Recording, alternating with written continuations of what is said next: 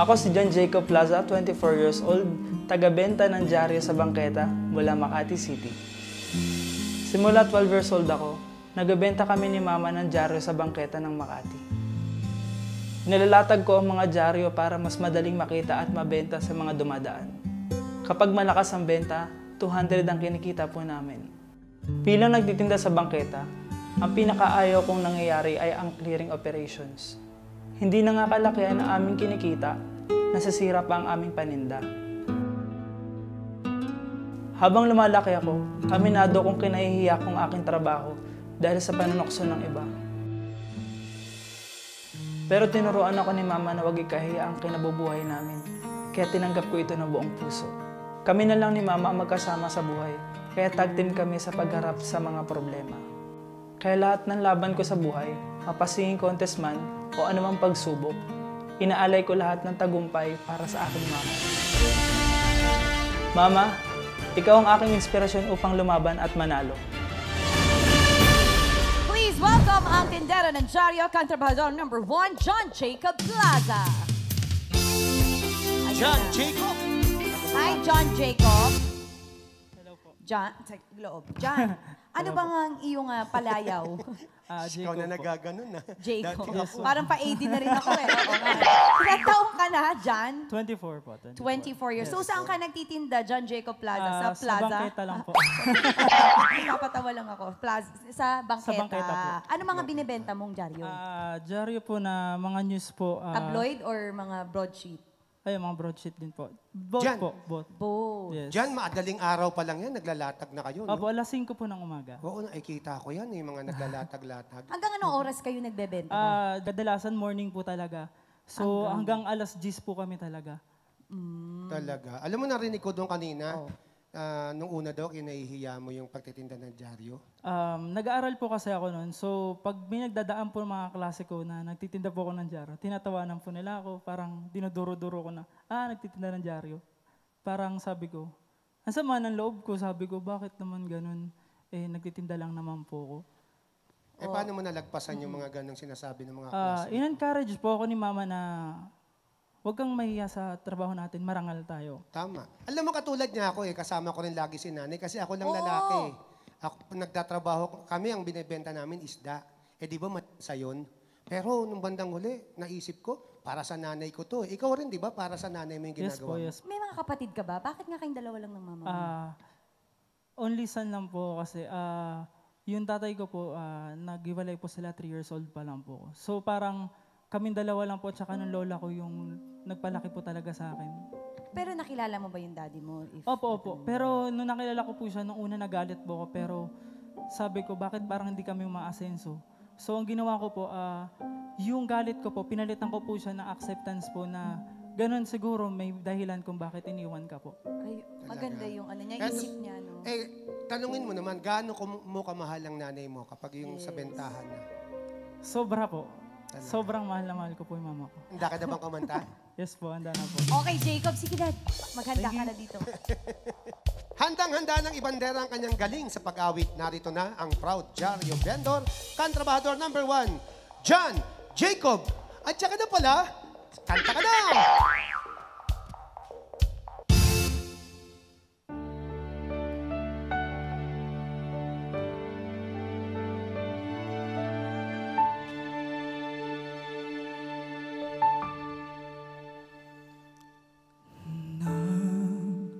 Mula sa lupa magbabalik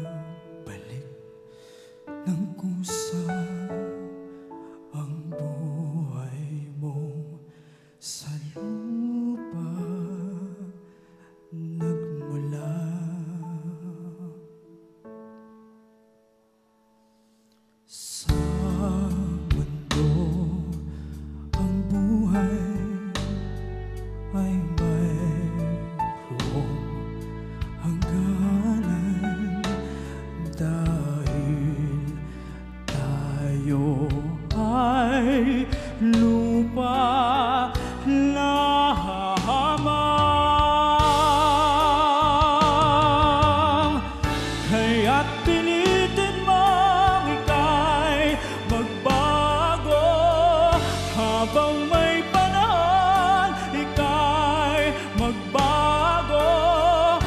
pagmamahal sa kapwa ay isipin mo.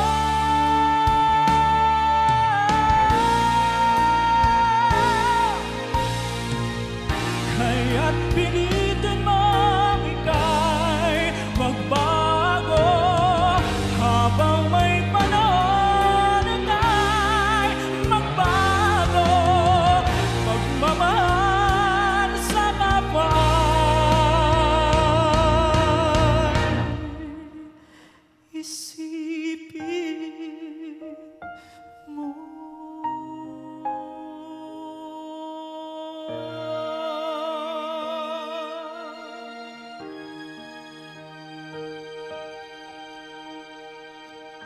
Yun, lupa. Galing ni John Jacob. John Jacob Plaza. Grabe yung control ng boses ni John Jacob. Lalo na sa dulong part. Makikita natin ngayon kung natutuwa din ang ating mga bossing sa pinakita Alamin mo. natin yan. Sige, simulan natin kay Bossing Waki Kiray. Bilib ako sa'yo, sobra. Lalo na sa pagtulong mo sa mga sa mami mo. Saludo ko sa'yo doon. Pag-usapan natin yung performance mo, ang galing mo umawi. Ang ganda nung talagang galing sa puso, napakalinis. Ang ganda. Ikaw ang hinahanap namin dito. Oo, nahanap ka pala. Saan ka ba pumunta? Oo. Congratulations. Thank you so much, Bossing Waki. Ngayon naman si Bossing K. Jacob, alam mo, unang-una sa lahat, mabuhay ang mga single parents, no? Ginagawa nila yung dalawang trabaho, kaya saludo ako. Iconic song ni Rico J. Puno. Noong umpisa, parang medyo sayad. Medyo sayad. Noong umpisa lang naman.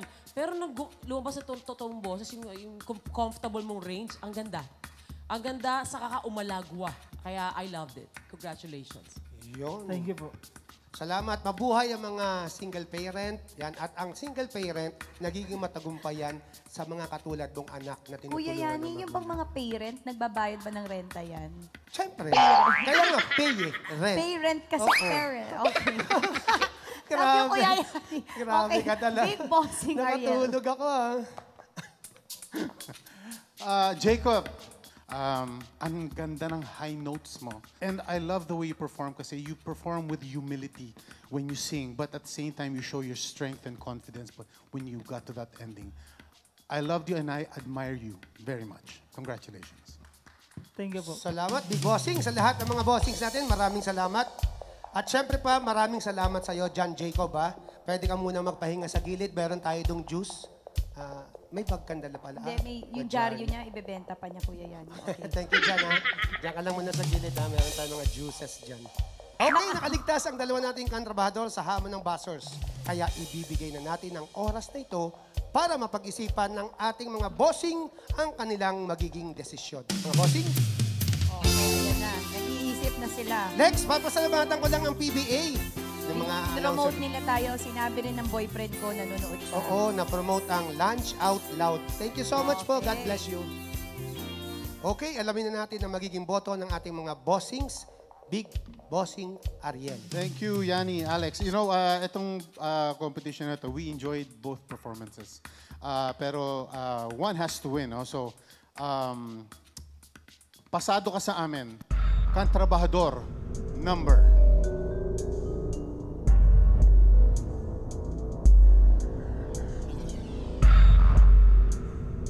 Number 1, John Jacob Plaza. Congratulations, John Jacob Plaza! Ikaw ang panalong kontrabahador ngayong araw at nanalo ka ng 10,000 pesos at babalik ka naman sa Sabado para sa ating weekly final. At syempre pa, Charmaine, huwag kang maglala dahil mapuuwi ka rin ng 5,000 pesos. Maraming salamat sa pagsali. God bless you. Abangan muli bukas ang pagtatapad ng dalawang manggagawang sa pagkanta ay angat-angat dito sa Kantrabaho! Susunod, usugan time na sa paboritong presyuhan. Game ng bayan, ang Pera Usog. Kaya huwag bibitiw, magbabalik pa ang... Punch out loud! Yahoo! Punch out loud!